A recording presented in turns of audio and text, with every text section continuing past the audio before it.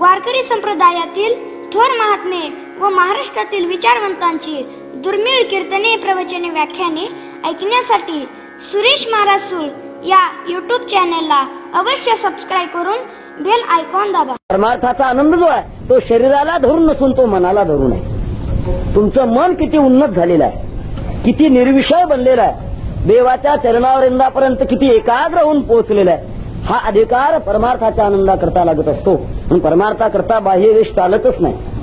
एक फार सुंदर श्लोक आहे. व्यादस्य चरणम ध्रुवस्य च वयो विद्या गजेंद्रस्य का जातिर्विदुरस्य यादव पते रुग्रस्य किं पौरुषम कुब्जाया कमनीय रूपमधिकम किं तत्सुदाम्नोर्धनम भक्त्या तुष्यति केवलम न च गुणैर्भक्ती प्रियो माधवः. देवाला बाहेरचं काही लागत नाही. भगवान परमात्म्याच्या विषयात अंतःकरणामध्ये अवस्था बनावी लागते आणि अवस्था निर्माण झाल्यानंतर भावावेश प्रगट व्हावा लागत असतो. या दोन गोष्टी असतात भक्तांच्या जीवनात. एकीकडे भावावेश असतो आणि दुसरीकडे अवस्था निर्माण झालेली असते. अवस्था म्हणजे प्रत्यक्षामध्ये अनुभूती. आपल्याही जीवनामध्ये अवस्था आहेत, पण 5 प्रकारच्या अवस्था आहेत. 5 अवस्थेच्या पलीकडे आपण जाऊ शकत नाहीत. एक जागृती, दुसरी सुषुप्ती, तिसरं स्वप्न, चौथी मूर्छा आणि 5वी अवस्था मृत्यू. या 5 अवस्था. काही वेळा जाग तरी असतो, झोपी तरी गेलेला असतो, स्वप्नात तरी असतो, एखादा मेंदूला धक्का अधिक लागला की मूर्छेमध्ये तरी असतो आणि शेवटी प्राण या शरीरातून निघून गेल्यानंतर मृत्यू अवस्थेमध्ये असतो. मला सांगा, या जगातला सार्वभौम राजा या 5 अवस्थेच्या पलीकडे जाऊ शकतो काय? कोणत्या ना कोणत्या अवस्थेमध्ये असतो. संत महात्मे भगवत भक्त या 5 अवस्थेच्या पलीकडे गेलेले असतात. अवस्था माणसाला मिळावी आणि ही अवस्था मिळवण्याकरता जन्मभर प्रयत्न करावा लागत असतो. परमार्थाचा जो आनंद आहे तो आनंद मिळवण्याकरता, संसारातला आनंद मिळवण्याकरता कष्ट करावे लागतात. मग परमार्थातला आनंद काही फुकट मिळत असतो का? प्रयत्न जतमान असतो योगी संशुद्ध किलबिषा. खूप प्रयत्न करावे लागतात, त्याग करावा लागतो, घोर अशा प्रकारच्या संकटाला मुकाबला द्यावा लागत असतो. किती यातना भोगाव्या लागत असतात. ज्ञानोबारांनी वर्णन केलेलं आहे. माये पुढोनी बाळक काळे नेता एकुलते एक होय का उदक तुटता मीना ना तरी भणंग दवैता भाणयावरुनी. 7 दिवसाचा उपवाशी ताट्यावर बसला जेवायला. आता तोंडामध्ये घास घेणार इतक्यामध्ये पंगत जी होती ती कोकणी देशामध्ये होती. आपल्या मराठवाड्यात किंवा इतर महाराष्ट्रातला प्रकार वेगळा, कोकणातला फार प्रकार वेगळा. मोजतील अशा प्रकारची माणसं सांगणार आणि तेवढीच माणसं जेवली पाहिजे. त्याला कोकणी वेत म्हणतात. त्याने पाहिलं कोणीतरी नवीनच असा प्रकारचा मनुष्य पातावर येऊन बसलाय. लक्षात आल्याबरोबर तोंडात हात घास जाणार तसाच हात पकडला आणि ढकलून बाहेर लावला. तो जेवायला आलेला मनुष्य आशीर्वाद देईल त्याला. कितीतरी मनात वाईट वाटेल. हे जसं त्याला घडावं. किंवा लहान बछडा गाईच्या कासेमध्ये पीत असताना त्याला ओढावं, त्याला जसं वियोग होत असतो.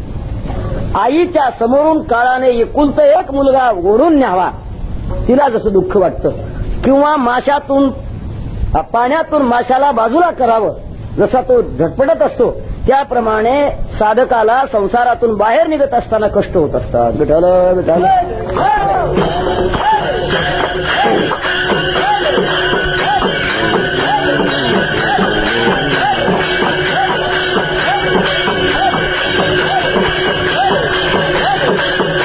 वाईट अशा प्रकारचं जीवन भगवत भक्ताला भोगावं लागतं पूर्वकालामध्ये. पण पुढे मात्र फार आनंद आहे. ज्यांच्या जीवनामध्ये धैर्य आहे ते धैर्य असणारे साधक भगवत भक्त डगमगत नाहीत. अत्यंत धैर्यानं तोंड देतात आणि परमार्थामध्ये पुढे सरकत राहतात. तुकाराम महाराज एका अभंगामध्ये म्हणतात, आम्ही देवाच्या चरणापर्यंत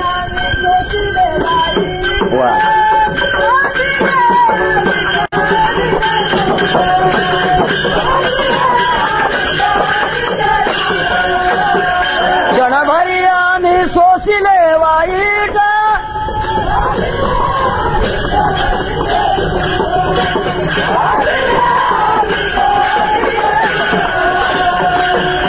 क्षणभरी आम्ही सोसिले वाईट साधिले अवीट निज सुख.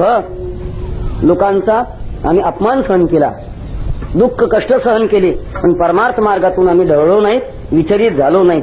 असं दुःख सहन करावं लागतं आणि मग या पंचमहाभूताच्या पंचविषयाच्या पलीकडे जाण्याचं भाग्य भगवत भक्ताला येत असतं. मोक्षरेखेयाला भाग्ये विनटला, अशा अवस्थेमध्ये तो जात असतो. आणि अवस्थेमध्ये गेल्यानंतर अवस्थेचा आवेश निर्माण होतो, त्याला भावावेश म्हणतात. काही ना भावावेश काही पदार्थामुळे निर्माण होत असतो. अंमली पदार्थापासून एखादा भावावेश माणसाचा जीवनात निर्माण होईल, पण ती अवस्था नसते. अवस्था असावी आणि नंतर भावावेश असावा, दोन्ही गोष्टी असाव्या. भावावेश कशाला म्हणतात?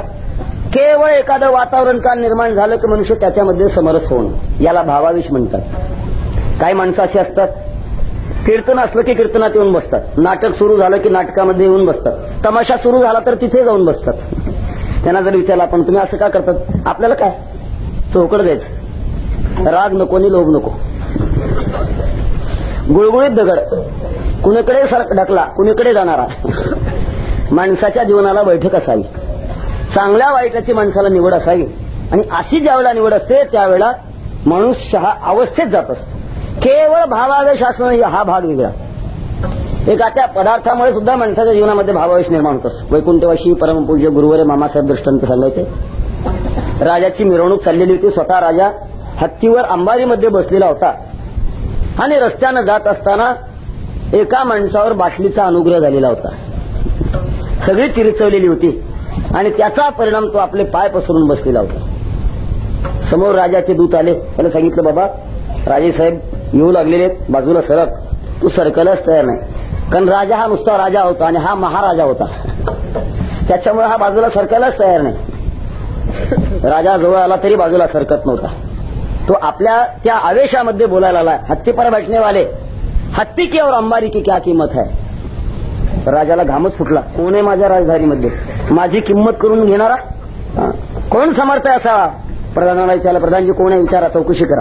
प्रधानजी म्हणाले राजेसाहेब तुमचं गिराईक नाही, हे गिराईक आमचं आहे आणि बघतो हे कोण आहेत ते. त्यांना धरलं, कोठडीमध्ये कोंडलं. दुसऱ्या दिवशी तसंच तिथं झोपवलेलं होतं. आणि पुन्हा राजाला आठवण झाली की जे आपल्या राजधानीमध्ये आपली हत्तीची अंबारीची किंमत विचारणारे होते कोण श्रीमंत ग्रस्त होते. प्रधानाला आठवण आली आणि विचारलं कोण आहे ते ग्रस्त, बोलवा त्यांना. त्यांना पुन्हा त्या कैदेतून बाहेर आणलं. राजाने विचारलं तुम्ही मला काल विचारत होता हत्तीची आणि अंबारीची काय किंमत आहे, हे तुम्ही मला काल विचारत होता, आज तुम्हाला किंमत सांगायची आहे का. तो लटपटायला लागला. राजेसाहेब मैं क्या लिहू, लेने वाली तो चली गई, जी घेणारी होती ती निघून गेली, आता मी काय घेणार आहे. याला म्हणतात भावावेश. विठाला विठाला.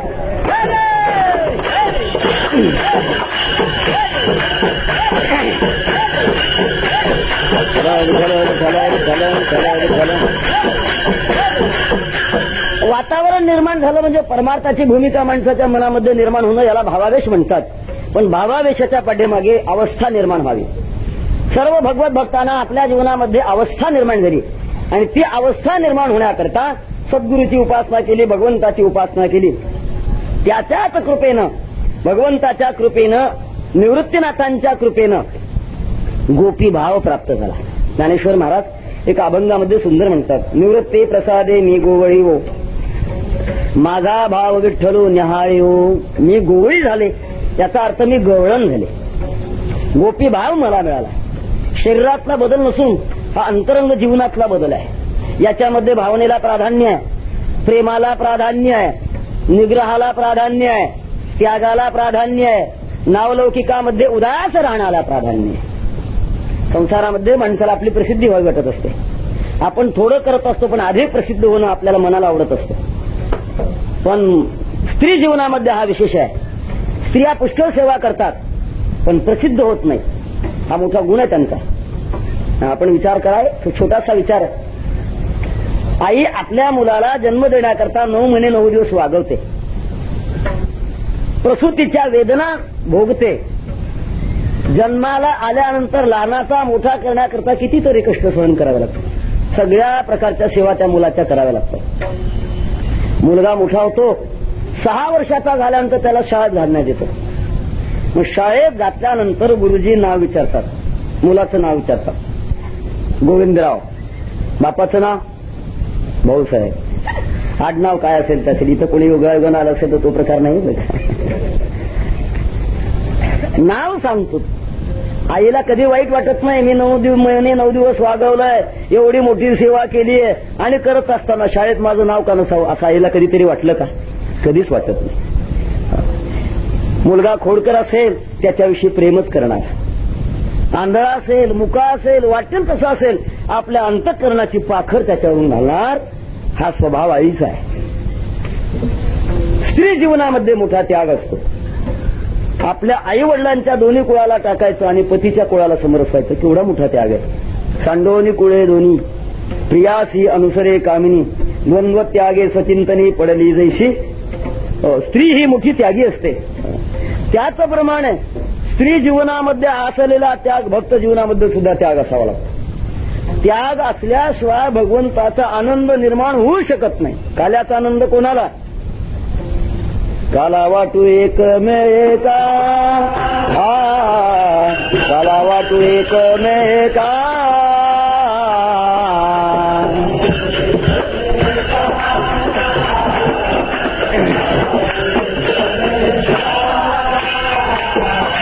काला वाटू एकमेका, काला वाटू एकमेका.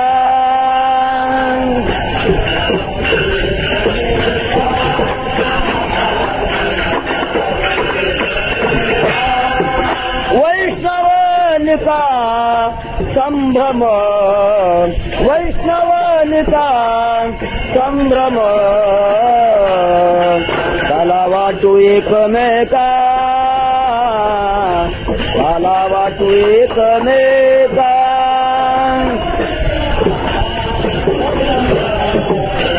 वैष्णवनिका संभ्रम, काला वाटू एकमेका.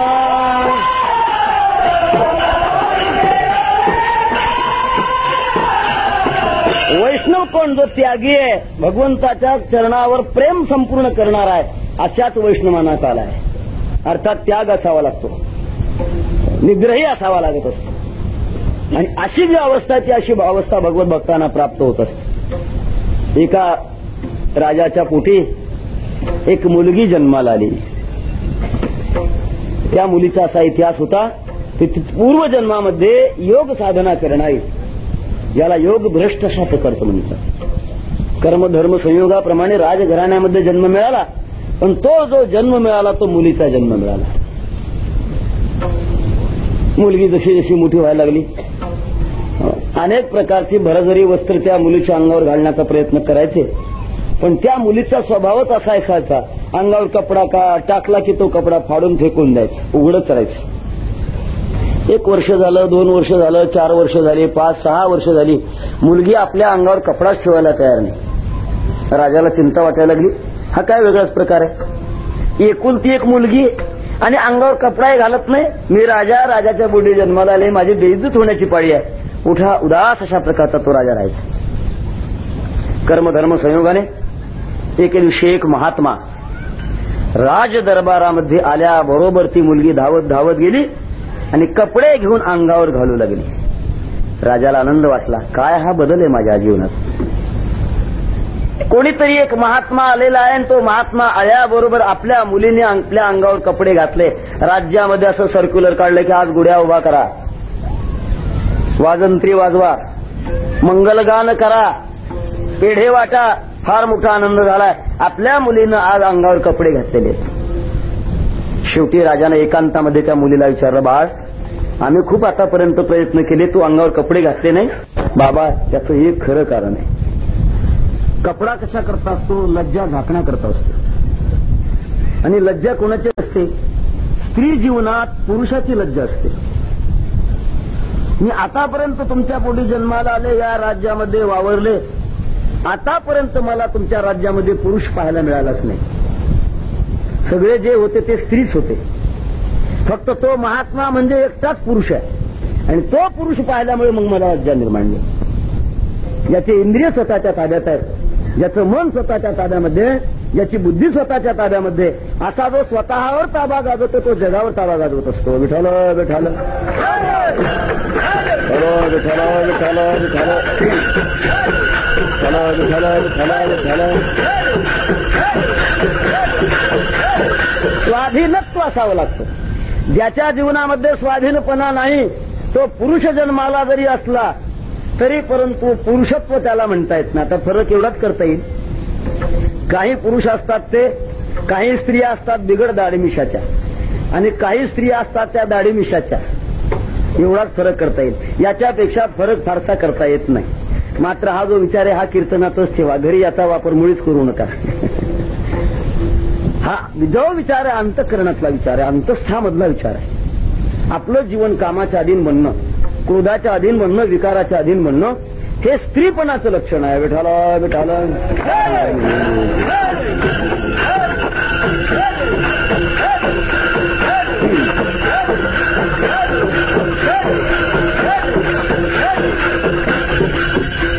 माणसाच्या वृत्तीमध्ये असा कमकुवतपणा असणं, एका अंगानं हा जो स्त्री भाव आहे तो स्त्री भाव प्राप्त झाल्यानंतर स्त्रीचं जीवनातलं महत्वच हे आहे की स्त्री ही स्वभावता अपुरी असते, अपूर्णता असते तिच्या जीवनात. म्हणून तिच्या बाबतीमध्ये वामांगी असं म्हणतात. वाम म्हणजे डावं आणि अंगी म्हणजे अंग. डावा अंग आहे. पुरुषाच्या संसारामध्ये दोन प्रकारच्या अंगानं पुरुषांचा संसार होतो. एक उजवं अंग आणि दुसरं डावा अंग. डावा अंग म्हणजे स्त्री जीवन. डाव्या अंगाला पूर्णता केव्हा? उजवं अंग असलं तर डाव्या अंगाला पूर्णता, नाहीतर डावा अंग हे डावच राहत असतं. स्त्री भाव प्राप्त झाल्यानंतर त्याला उजव्या अंगाची गरज आहे. जगामध्ये उजवा कोण, उत्तम कोण? फक्त एकच भगवान परमात्मा. उत्तम पुरुष स्वन्य परमात्मे चिदारता यो लोकत्रयमाविष्य विवर्त्य व्ययेश्वरा. एकच भगवान परमात्मा तो पुरुष आहे आणि त्या पुरुषाची अभिन्नत्वाने प्राप्ती व्हावी. एक महत्वाचा मी शब्द वापरलाय, अभिन्नत्वाने प्राप्ती व्हावी. देवाची आपल्याला प्राप्ती आहे, अभिन्नत्वाने आहे, पण अनुभव नाही, वियोग आहे आपला. अनेक कल्पापासून देवाचा आपला वियोग आहे. देव आपल्या अनुभवामध्ये येत नाही, आपण देवाला मानत नाही. देवाला न म्हणताना आपणच आपल्याला ईश्वर सुद्धा मानण्याचा प्रयत्न पण करत असतो. भगवान गीताकार म्हणतात, ईश्वरो हमहम भोगी सिद्धोहम बलवान सुखी आढ्यो भिजनवान अस्मी कोण्य अस्ति सदृशो मया. मीच देव असं म्हणणारे की म्हणतात. मी देव आहे खरं, पण शरीर भावाला, इंद्रिय भावाला सोडून, सर्व उपाधीला सोडून असणं ते मी देव असणंपणाचं लक्षण आहे. पण यांना शरीराच्या बलीकडे जाताच येत नाही. शरीरालाच मी म्हणणारी माणसं आणि स्वतः मी देव असं म्हणतात. ते अतिविषयी असण्याचं लक्षण आहे. तेव्हा देवाचा वियोग आहे माणसाला, देवाचा संयोग व्हावा. जीव हा किती जरी मोठा झाला तरी देवाच्या प्राप्ती विना त्याच्या जीवनात पूर्णता नाही. विठ्ठल विठ्ठल.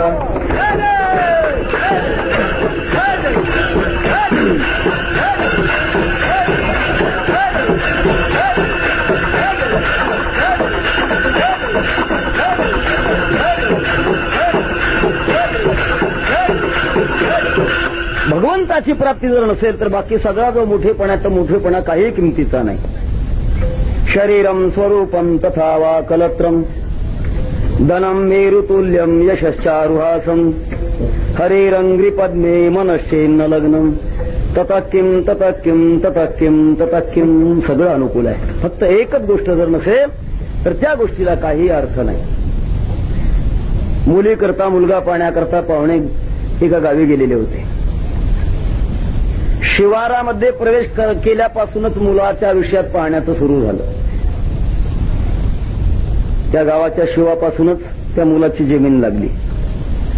भरपूर अशा प्रकारचं पाणी होते. 100 एकर द्राक्षाची बाग होती, 200 एकर ऊस होता. किती मोठा अशा प्रकारचं वैभव. त्या मुलीच्या बापाला असं वाटायला लागलं की माझ्या मुलीचं खऱ्याच अर्थानं आता भाग्य उदयाला आलेले दिसतंय. असं स्थळ मला आतापर्यंत मिळालेलं नव्हतं. चांगला आनंद आहे. गावामध्ये घुसले. ज्या घरामध्ये तो मुलगा राहत होता, त्याचा परिवार राहत होता, पाहिलं ते घर फार सुंदर अशा प्रकारचं मोठं होतं. मोठा बंगला होता. घराच्या समोर मोठी बाग होती. समोर सगळ्या गाड्याच गाड्या लावलेल्या होत्या. वेगळ्या वेगळ्या पद्धतीच्या गाड्या होत्या. घरात सगळी आधुनिक विज्ञानाची उपकरणं घरामध्ये दिसायला लागली. बापाला असं वाटायला लागलं की कितीतरी आनंद आहे. आता मात्र हे घर आपल्याला डावलायचं नाही. मुलगा पसंत करायचा म्हणजे पसंतच करायचा, निश्चयच केला. शेवटी सगळं झाल्यानंतर जेवण वगैरे झाली, पाहुणे मंडळी वाटेला लावायला आली, पण एकदम लक्षामध्ये आलं सगळं पाहिलं, पण मुख्य पाहायची गोष्ट आपण पाहिली नाही. कोण पाहिलं नाही? मुलगाच पाहिला नाही. अहो म्हणाले असं करा ना, जाता जाता आम्हाला तो मुलगा पाहू द्या ना, ज्यांना आम्हाला मुलगी द्यायची आहे तो मुलगा पाहू द्या. ही सगळी मंडळी त्या मुलाला बाजूलाच ठेवत होती. त्याचं कारण इतिगुह्यतमं शास्त्रम. मुलगा जवळजवळ दाखवण्याच्या बाबतीमध्ये ती नाराजच होती. याने आग्रह धरला, काही हरकत नाही, आम्ही तुम्हाला तिथी देतो, तारीख देतो, पण मात्र मुलाला आम्हाला जाता जाता पाहू द्या. नाईलाज झाला आणि नाईलाजाने मुलाला समोर आणून उभं केलं. समोर आणून उभं केल्यानंतर लक्षात आलं यांचं की मुलगा टीव्हीच्या 3ऱ्या पायरीवर आहे. सगळं अनुकूल आहे, फक्त एकच गोष्ट महत्वाची नाही, देता येईल का मुलगी? देता येणार नाही. तसं सर्व संसारामध्ये सगळं अनुकूल आहे, फक्त भगवंताचा साक्षात्कार झालेला नाही, देवाच्याच मार्गामध्ये नाही, काही गोष्टीला अर्थ नाही. तसं जीवनामध्ये असणारा प्रदीर्घ देवाचा जो वियोग आहे, त्या वियोगामध्ये सुख माणसाला मिळत नाही. माणसाला देवाचा वियोग जाणवावा. आपण मोठ्या नुकसानीमध्ये आहोत, खूप मोठ्या गोष्टीची उणीव आहे, ही गोष्ट ज्या वेळेला जाणवत असते त्यावेळेला त्या जीवनामध्ये विरह निर्माण होत असतो. विरह निर्माण झाल्यानंतर विरहाची एक अवस्था आहे. साधू संतांनी विरहिणीची अभंग केलेले आहेत. त्या विरहामध्ये संसारातलं सगळं चांगलं जरी असलं तर त्याच्यात रुचीच लागत नाही. ज्ञानोबारांना विरह अवस्था प्राप्त झाली. घनो वाजे गुणा गुणा वारा वाहे ऋणा झुना, घनो वाजे गुणा गुणा वारा वाहे ऋणा झुना.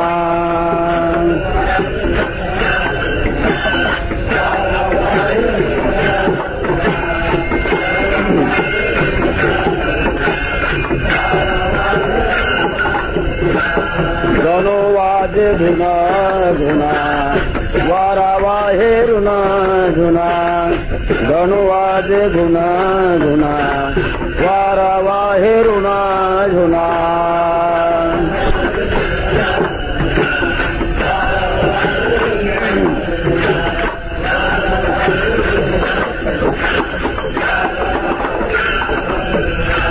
भवतार कुहा कान्हा वेगी भेटवा का, भवतार कुहा कान्हा वेगी भेटवा का. चांदवो चांदणे तापेवो चंदनू, चांदवो चांदणे तापेवो चंदनू.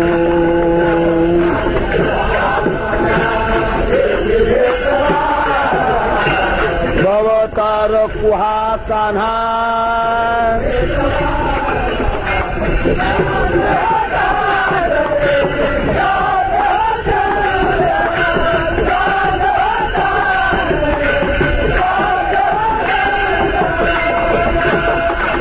संसारात कुठेही आनंद वाटत नाही. तुम्ही गातसा सुस्वरे ऐको निदावी उत्तये, कोकिळेवर जावे तुम्ही बाई आणो, दर्पणे पाहता रूप न दिसे आपुले. बापर महादेवर विठ्ठले मजायसे केले. हा विरह प्राप्त होतो. ज्या वेळा चित्त हे व्यग्र असतं, व्यग्र चित्तामध्ये किती अनुकूल पदार्थ पुढे ठेवा, माणसाला त्याच्यात आनंद नसतो. एकुलता एक मुलगा आणि आपल्या डोळ्यात देखत या मृत्यू लोकाला सोडून जावा, दिपाळीचा सण असावा. घरामध्ये सगळं जरी गोडधड नाईलाजानं केलेलं असलं, कुठेही प्रकारचं लक्ष लागत नाही घरातल्या माणसाचं. का? वस्तूमध्ये बदल झाला का यांच्या अंतःकरणात बदल झाला? मनात बदल झालेला आहे. ज्या वेळेला मनामध्ये बदल होत असतो त्यावेळेला कुठेही प्रकारचं माणसाचं मन चिटकत नसतं. ज्याला देवाचा खरा विरह झालेला आहे त्या भगवत भक्ताला जगात कुठेही तो रमत नसतो. स्वर्ग लोकातले भोग त्याला आवडत नाहीत, वैकुंठातली मोठी स्थिती आवडत नाही, काही आवडत नाही. त्याच्या अंतःकरणामध्ये एकच अशा प्रकारची वृत्ती असते की देवा तुझी मला भेट व्हावी. भेटी लागी जीवा लागलीसे आस, पाहे रात्रंदिवस वाट तुझी. याला विचारावं त्याला विचारावं, विरहामध्ये सारखं तो तरपडत असतो. ज्ञानोबारांना विरह झाला भगवंताचा आणि विरहामध्ये आपण कोणाला बोलतो, काय बोलतो, कसं बोलतो हे कळतच नसतं. ज्ञानेश्वर महाराजांना देवाचा विरह झाल्यानंतर कावळा समोर पाहिला, कावळ्यालाच बोलायला लागले.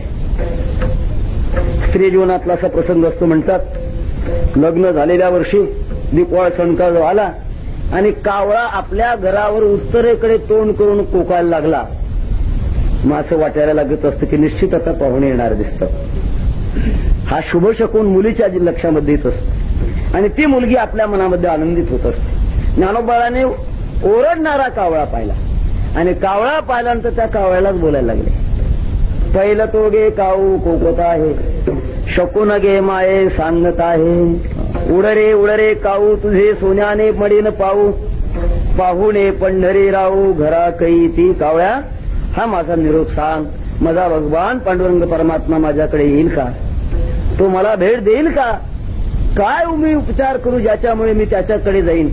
मीराबाई एका गवळणीमध्ये फार गोड वर्णन करतात. देवा माझ्याजवळ काही शक्ती नाही, मी तुझ्यापर्यंत यावं असं वाटतं, पण काय करू, मला पंख नाहीये. पंख नाही उड जावन की कोई कह्यो रे प्रभू आवन की. कोणीतरी सांगा मला भगवान परमात्मा भेट देईल का? असा विरह मनामध्ये सारखा निर्माण होत असतो. डोळ्यावाट धारा चालत असतात, अंतःकरण हे गडबडून जात असतं, हृदय फाटायला लागत असतं. भगवंताच्या प्राप्ती करता तडफड निर्माण होत असते. ज्ञानोबारायांना ही तडफडीची अवस्था प्राप्त झाली आणि प्राप्त झाल्यानंतर भगवान परमात्म्याला हात जोडून या गवळणीच्या द्वारे पहिल्या चरणातून प्रार्थना करतात.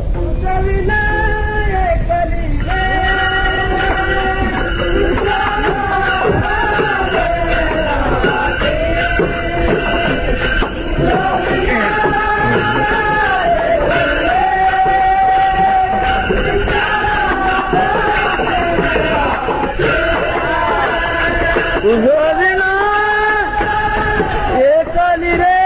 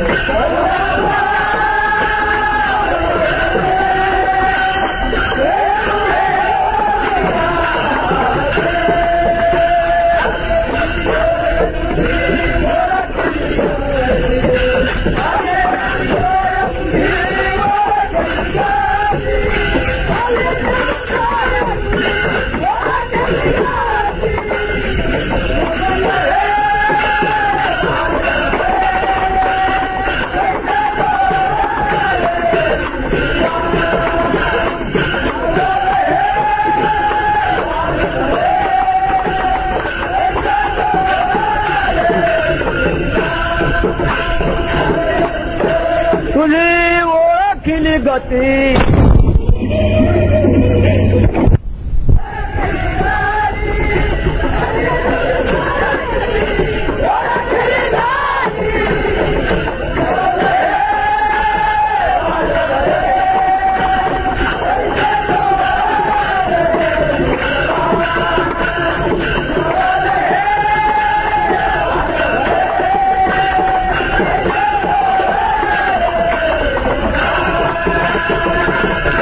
देवाला प्रार्थना करता, देवा माझी अवस्था फार भयानक झालेली आहे, या प्रार्थनेला तो भीक घाल. काय कर, मी अत्यंत अडचणीमध्ये सापडलेली आहे. ज्याप्रमाणे एखाद्या अडचणीत सापडलेल्या पत्नीनं आपली तक्रार पतीच्या पुढे मांडावी, अज्ञानामध्ये सापडलेल्या शिष्यानं आपली तक्रार गुरु पुढे मांडावी, संकटामध्ये अडकलेल्या प्रजेनं आपली तक्रार राजा पुढे मांडावी, अलीकडे लोकशाहीमध्ये मंत्र्यापुढे मांडावी. तसं भगवंताच्या विरहाने आतुर झालेली ही गवळण आपली जी तक्रार आहे ती तक्रार भगवंताच्या पुढे मांडते. मी फार अडचणीमध्ये सापडली, कोणतं संकट आहे माझ्या जीवनामध्ये, मी रात्रीमध्ये अडकले. ही रात्र कोणती आहे? जगाच्या दृष्टीची रात्र वेगळी आणि परमार्थाची रात्र वेगळी. जगाच्या दृष्टीने जी रात्र आहे, सूर्याचा अस्त झाल्यानंतर रात्रीचा प्रारंभ होतो आणि सूर्याचा का उदय झाला रात्र संपून जाते. ब्रह्मदेवाची रात्र वेगळी आहे, तुमची आमची रात्र वेगळी आहे आणि परमार्थातली रात्र वेगळी आहे. विठ्ठल विठ्ठल.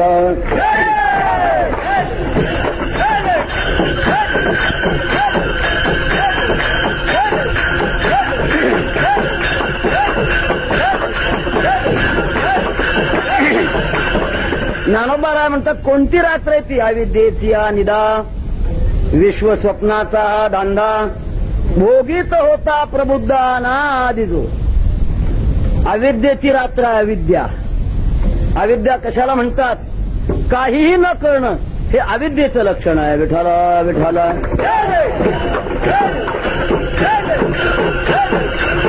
विठ्ठल विठ्ठल विठ्ठल विठ्ठल विठ्ठल विठ्ठल. अविद्येची रात्र अनादी कालापासून माणसाच्या मागे लागलेली आहे. काहीही न करणं याला अविद्या म्हणतात. स्वतःचं स्वरूप न करणं, परमात्मा न करणं, आपल्या जीवनाचा अर्थ न करणं, अशा प्रकारच्या अनेक प्रकारच्या निद्रेमध्ये राहणं याला अविद्येची रात्र असं म्हणतात. विठ्ठल विठ्ठल.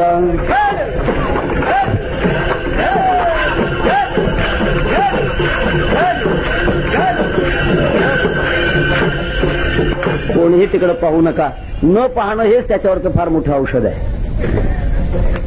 ही एक प्रकारची अज्ञानाची रात्रच आहे. विठ्ठल विठ्ठल. विठ्ठल विठ्ठल विठ्ठल विठ्ठल विठ्ठल विठ्ठल विठ्ठल विठ्ठल. जीवाला तात्परत बसावं लागतं. रात्र काय करत असते? अंधार फैलावत असते. रात्रीमध्ये अधिकात अधिक संकट निर्माण होत असतात. रात्र का सुरू झाली की चोरांचा दिवस उजळत असतो. अध्यात्मातली ही जर रात्र सुरू झाली तर यात मध्ये चोरांचा सुळसुळाट कोणता आहे? वरकडा मिळाले ते अवघे चोरगा. कानोबाराने वर्णन केले कोणते चोर आहेत. काम क्रोधाधिक हे चोर आहेत. या चोरामुळे आपल्या जीवनातला आत्मारूपी रत्नभाव हा रत्नभाव चोरला जातो. या सगळ्यात रात्रीमध्ये भगवान मी अडकलेले आहे आणि असे अडकलेले असून बरं रात्र आहे, सोबती असेल, प्रकाश निर्माण केला असेल, फारसं संकट निर्माण होत नाही. पण दुसरं फार मोठं अशा प्रकारचं संकट आहे, मी एकटी आहे. विठ्ठल विठ्ठल.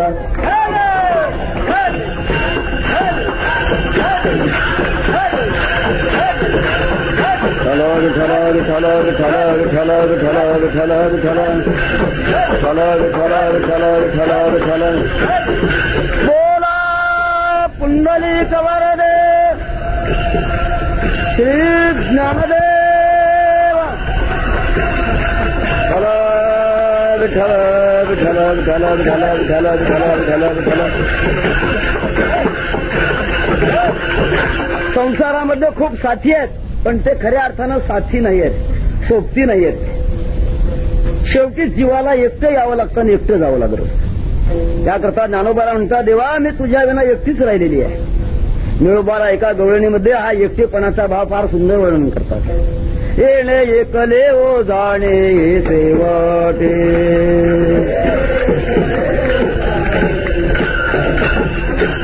येथे राहणे नाही कल्पकोटे.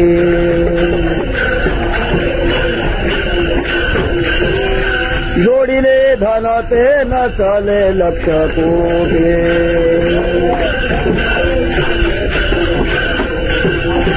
म्हणून आले सावळ्याचे भेटी हो बोला. म्हणून आले सावळ्याचे भेटी हो.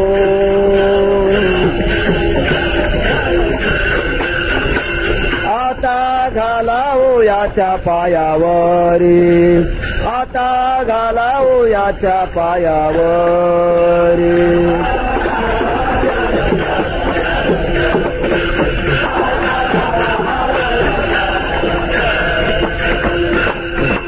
यावं लागतं एकट्याला. संसारामध्ये जन्मणारा जो जीव तो एकटा जन्मत असतो. काही दिवस अनेकांच्या संगतीमध्ये राहत असतो पण जाताना मात्र तो एकटाच जात असतो. संत वर्णन करतात, ज्यावेळेला जीवाला या मृत्यू लोकाला सोडून जावं लागत असतं त्यावेळेला किती बिकट अशा प्रकारची अवस्था असते. जीवनामध्ये सत्कर्म जर झालेले नसतील तर यमदूत येतात, भयानक 11 विकार रूप धारण करतात आणि बोलवत असतात त्याला. अनेक लोकांचे असे इतिहास आहेत. काही माणसं मोठ्यानं रडतात, ओरडतात, आले आले म्हणतात, फार विकार रूप धरून आलेले म्हणतात, बघा बघा म्हणतात, हे जवळ आहेत म्हणतात. त्या माणसाला ते दिसत असतो रूप, पण जवळच्या माणसाला मात्र काही दिसत नसतं. लोक म्हणतात हा वेडाच आहे की काय, पण ज्याला वाटेला लागावं लागतं त्याला सगळं दिसत असतं. ते बोलावतात म्हणतात, आता मला खुणवतायत, त्रास देतात, भयानक आहेत, विचित्र रूप धारण केलेले आहेत असं म्हणतात. जवळच्या माणसाला काही दिसत नाही, कारण जात असताना जवळची जी आहे ते सोबती कोणीच जात नसतात. नामदेवाने एका अभंगामध्ये फार सुंदर वर्णन केलेले. अंतकाळी मी परदेशी ऐसे जाणोनी मानसी, म्हणून या ऋषिकेशी शरण तुझसे मी आलो. इष्ट आले, मित्र आले, तेही स्मशाने परतले. जवळची माणसं वाट लावायला येतात, पण कोटपर्यंत प्रत्येकाची मर्यादा आहे. देहग्रहाची कामनी कीतवर राहिली भुवनी. अर्धांगी जी असते ते घराच्या उंबरट्यापर्यंत येते, त्याचा उंबरटा ओलांडून बाहेर जाऊ शकत नाही. आणि बाकीचे अत्यष्ट असतात ते स्मशानापर्यंत येतात. पण मात्र याला मी तव जळत तसे स्मशानी अग्नी सवे एकला. एकट्याला जावं लागत असतं, एकट्याला यावं लागत असतं. हा सगळा जो प्रवास आहे, सगळा प्रवास एकट्याचाच आहे. आणि एकट्याच्या प्रवासामध्ये अज्ञानाच्या रात्रीमध्ये मी सापडलेले, कोणपर्यंत मी जीवन जगणार आहे. मला तुझी गरज आहे. एवढ्या करता तुझं विनय एकले कृष्णा नगमे रात्री. या रात्रीत माझं जीवन हे कंठवलं जात नाही, मी मोठी दुःखी आहे. अशी आपल्या जीवनातली विरहाची अवस्था ही वर्णन करते. फार भाग्यवान आहे. काहींचा विरह असतो तो जन्मच्या जन्म टिकत असतो, पण काहींचा विरह तत्क्षणी भगवंताला मंजूर होतो. देवाला पुकार केल्याबरोबर भगवान परमात्मा येत असतो. ज्ञानोबारांच्या अवस्थेतून देवाला बोलवलाय. बोलवल्याचा परिणाम भगवान परमात्मा फारसा वाट पाहणार नाही. खऱ्या अर्थानं बोलवण्याची भूक भगवंताच्या लक्षात आल्यानंतर देवाने ज्ञानोबारांच्याकडे येण्याला सुरुवात केली. कशी सुरुवात केली हे माऊली या अभंगाच्या पहिल्या चरणातून वर्णन करत असताना म्हणतात. तव तुवा नवल केले वेणू घेऊन हाती. हातामध्ये वेणू धारण केला आणि वेणू धारण करून मोठं आश्चर्य केलं. भगवंताच्या, भगवान श्रीकृष्ण परमात्म्याच्या हातामध्ये वेणू आहे. इतर अवतारामध्ये पहा, प्रत्येक अवतारामध्ये शस्त्र आहेत. कोणाच्या हातात काय शस्त्र, कोणाच्या हातात काय शस्त्र, हा प्रकार वेगळा आहे. पण भगवान श्रीकृष्ण परमात्म्याच्या हातामध्ये शस्त्र नाही, वेणू आहे. वेणू, वेणूचं काय कारण आहे? वेणूमध्ये अशी शक्ती आहे, तो वेणू का वाजवला गेला की भगवत भक्तांच्या हृदयामध्ये पाझर निर्माण होत. हृदय हे मोहित केला जातं. वेणूमधून येणारा जो आवाज आहे तो आवाज म्हणजे अनाहत ध्वनी आहे. आपल्याही अंतःकरणामध्ये अनाहत ध्वनी आहे. ऐकू येत नाही. का ऐकू येत नाही? बाहेरचा आवाज ऐकू येतो म्हणून आतला आवाज ऐकू येत नाही. काही असे आवाज आहेत, ते आवाज आपल्या शरीरामध्ये सारखे वाहत असतात. कानामध्ये बोटं घालून बघा, कीर्तनात घालू नका, घरी गेल्यावर घालून बघा, घर अशा प्रकारचा आवाज येईल आपल्याला. तो आवाज आला आणि काही वेळा असं घडत असतं, आवाज जर बंद पडला समजावं आपल्या घड्याळाची चावी फक्त आता 9 दिवस शिल्लक राहिली आहे. जर कानातला आवाज बंद झाला तर 9 दिवस शिल्लक राहिले असं समजावं. तो विषय वेगळा, मी सगळं सांगू इच्छित नाही. सांगण्याचा अर्थ असा की आवाज आपल्या शरीरामध्ये सारखा सुरू आहे आणि त्यातल्या त्यात अंतःकरणामध्ये म्हणजे हृदयामध्ये अनाहत ध्वनी आहे. तो अनाहत ध्वनी प्रगट करण्याकरता भगवान मुरलीचा आवाज करतात आणि मुरलीचा आवाज केल्यानंतर अंतःकरणातला अनाहत ध्वनी प्रगट होत असतो. ध्वनीचे 2 प्रकार असतात, आहत ध्वनी आणि अनाहत ध्वनी. आघातापासून निर्माण होणारा जो ध्वनी त्याला आहत ध्वनी म्हणतात. आपण रेकॉर्डद्वारे ऐकतो, आहत ध्वनी येतो. मृदंगामधून आवाज निघतो, एक विशिष्ट पद्धतीनं हाताची क्रिया केल्यानंतर तो आवाज मधून निघत असतो. दातीर कडतक तातीर कडतक हे शब्द आहेत, पण तशा पद्धतीनं त्या बोटाचं संचलन करावं लागत असतं, नंतर तो आवाज निघत असतो. हा आहत ध्वनी आहे. आणि अनाहत ध्वनी त्याला म्हणतात की कुठल्याही प्रकारचा आघात न करताना आवाज निघणं, याला अनाहत ध्वनी म्हणतात. देवाची शक्ती आहे. भगवान ज्या भगवत भक्तावर कृपा करायची आहे त्याच्या अंतःकरणामध्ये अनाहत ध्वनीचा नाद ऐकायला लावतात. विठाला विठाला